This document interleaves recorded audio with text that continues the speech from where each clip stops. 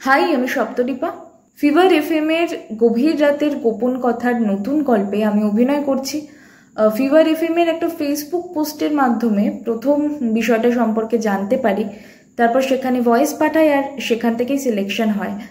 জীবনে প্রথমবারের জন্য কোনো কাজ করার অনুভূতি সবসময় খুব স্পেশাল হয়, সবার ক্ষেত্রেই হয়, আমার ক্ষেত্রেও তাই।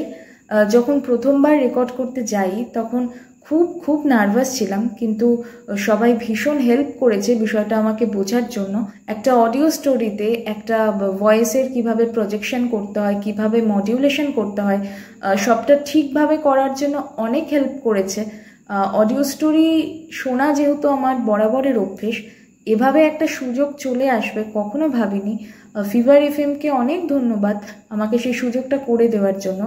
সবশেষে বলতে চাই, এটা আমার কাছে খুব নতুন আর সুন্দর একটা অভিজ্ঞতা। Fever FM happening here.